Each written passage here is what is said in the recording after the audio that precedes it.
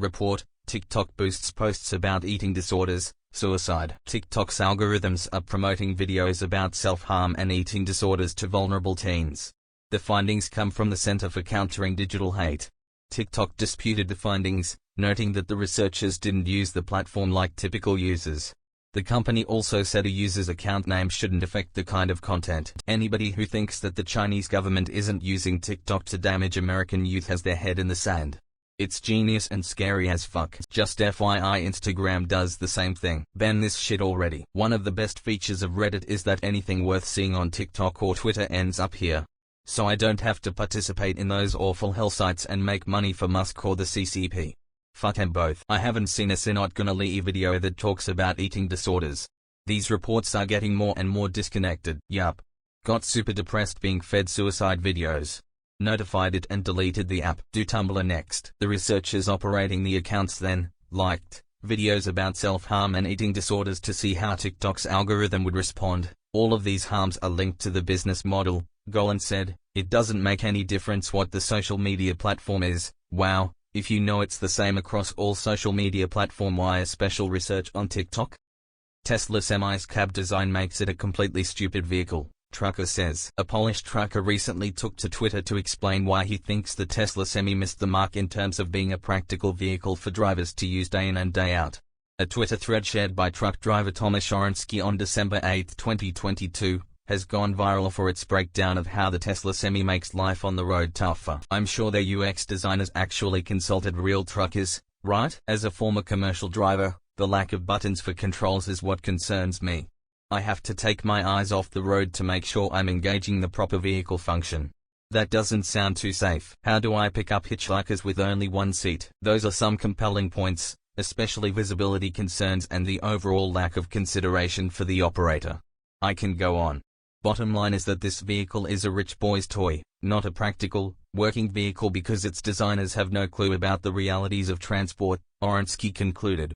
So exactly what it is then. He's not wrong. I'm a retired truck driver after 35 years, and while I understand the reasoning behind the idea of an electric truck, someone on the design team should consult with a few genuine truck drivers. The cab layout definitely makes it harder on the guy spending 14+ hours a day in there. Where the fuck does the Basset Hound go? Mississippi lineman airlifted after being mauled by pack of pit bulls. Ivan Bubba Rawls III, a lineman for Delta Electric, was attacked by 5 full-blooded pit bulls after he finished a service call. The owner of the dogs, David Nicholas Smith, put the 4 remaining dogs down himself. Smith was not in compliance with Carroll County's pit bull ordinance and will face charges. The owner of the dogs then killed 4 of them. Must have been intense. Police say that Mr. Mabry shot a weapon into the air to attempt to scare the dogs off of Rawls, killing 1 dog in the process. The dog was flying through the air. Police say that Mr. Mabry shot a weapon into the air to attempt to scare the dogs off of Rawls, killing 1 dog in the process. This sentence doesn't make sense. I used to catalog Transformers, the pole-mounted kind, not the robots in disguise kind, for the local power company, and I was always armed. One time a pack of 4 German Shepherds came out of nowhere and I barely made it back to my vehicle in time. The car still had their claw marks on the driver's side door when I traded it in. Every time I saw a kid mauled in the OR, it was a pit bull. 100% of the time. It was always a big meme asking what kind of dog it was. Sometimes people get upset when I bring it up, but what can you do? Great, now they can climb power poles? Bold of them to go after somebody that wasn't a child. U.S. cracks down on Chinese companies for security concerns. Congress has been preparing legislation that would prevent the U.S. government from purchasing or using semiconductors made by Chinese companies. Among the most notable companies added to the list is Yangtze Memory Technologies Corporation. The targeted companies are producers and sellers of technologies that could pose a significant security risk to the United States. As a K-12 teacher, I'm salivating at the possibility of no TikTok. About time.